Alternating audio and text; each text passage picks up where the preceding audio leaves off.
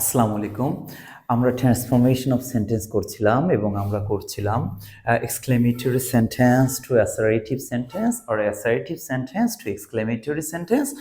তো আমরা সেখানে জেনেছি যে অ্যাসারেটিভ সেন্টেন্সে সেখানে স্বাভাবিকভাবে কোনো বিবৃতি বোঝায়, হা বোঝায় বা না বোঝায়, এবং অ্যাসারেটিভ সেন্টেন্সে আমরা জানি শুরুতে সাবজেক্ট বসে এবং তারপরে মেইন ভার্ব এবং শেষে এক্সটেনশন বা অবজেক্ট বা অন্য কিছু, এবং সবার শেষে অবশ্যই ফুল স্টপ বসে। এবং এক্সক্লেমেটরি সেন্টেন্সে অবশ্যই আমাদেরকে এক্সক্লেমেশন মার্ক বা সাইন দিতে হবে বা বিস্ময়সূচক চিহ্ন এটা দিতে হবে। এবং এক্সক্লেমেটরি সেন্টেন্স স্বাভাবিকভাবে বা সাধারণত সাবজেক্ট এবং এরপরে ভার্ব থাকে না। সাধারণত এক্সক্লেমেটরি সেন্টেন্স শুরু হয় ওয়াটা বা হাউ দিয়ে, যেটা অর্থ বোঝায় কত বা কত বেশি, বা কখনো কোনো ইন্টারজেকশন শব্দ দিয়ে বোঝায়, যেমন হুররা, অ্যালাস, হাই, ও, যেটা দ্বারা যেটা দ্বারা বিস্ময়বোধক কোনো অর্থ বোঝায়। এবং যে শব্দ দ্বারা এক্সক্লেমেটরি সেন্টেন্সে বিস্ময়সূচক কোনো কিছু বোঝায় সেই শব্দটাকে আমাদের চেঞ্জ করে দিতে হবে, এবং যে প্যাটার্ন দ্বারা যে বিষয়গুলো দ্বারা বিস্ময়সূচক বিষয়গুলো বোঝায় সেই অর্থটাও আমাদের চেঞ্জ করে স্বাভাবিক অ্যাসার্টিভ সেন্টেন্সের যেগুলো শব্দ বা যেগুলো প্যাটার্ন সেগুলো আমাদের দিতে হবে। এখানে একটু দেখি, what a beautiful flower the rose is. এর আগে আমরা করেছি হাউ দিয়ে, এখানে দিয়েছি হোয়াট আ দিয়ে। এর অর্থ কি? শুরুতে তো অবশ্যই আমাদের জানা দরকার যে কত সুন্দর ফুল গোলাপ। গোলাপ কত সুন্দর ফুল। আচ্ছা, কি বোঝাচ্ছে? মনের কি আকস্মিক আবেগ বোঝাচ্ছে না? বুঝাচ্ছে কি দিয়ে? এই ওয়াঠা দ্বারা শুরু করে মনের আকস্মিক আবেগ বোঝাচ্ছে। এবং ওয়াঠে দ্বারা কি আছে? অনেক বেশি, কত মানে খুব বেশি সুন্দর গোলাপ ফুল।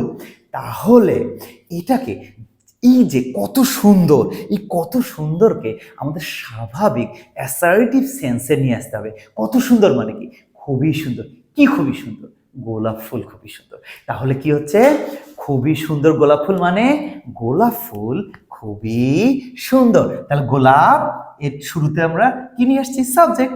গোলাপ দ্য রোজ খুবই সুন্দর, ইজ ভেরি বিউটিফুল। গোলাপ খুবই সুন্দর অ্যান্ড ফুল স্টপ। তাহলে কি হচ্ছে? কত সুন্দর ফুল গোলাপ, সেন্সটাকে অ্যাসার্টিভ নিয়ে আসছি।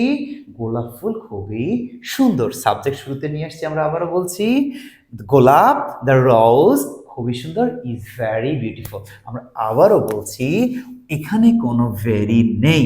What a beautiful flower the rose is, এখানে কোনো ভেরি নেই। কিন্তু ভেরি কেন নিয়ে আসছি?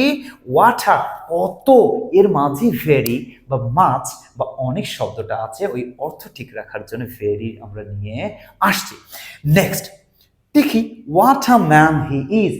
কি মানুষ তিনি, কি মানুষ তিনি মানে কি? তিনি হয় খুবই ভালো মানুষ, কত মহৎ, খুবই মহৎ মানুষ তিনি, অনেক সুন্দর মানুষ তিনি, এটাই কিন্তু বোঝাচ্ছে। কি মানুষ তিনি মানে তিনি খুবই ভালো মানুষ, তিনি খুবই মহৎ মানুষ।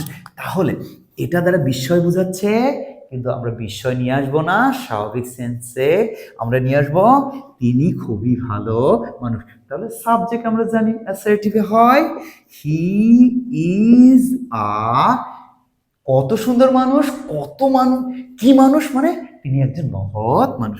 He is a great man, তিনি একজন মহৎ মানুষ। তাহলে ওয়াটার মাধ্যমে বোঝাচ্ছে কি মানুষ মানে মহৎ মানুষ।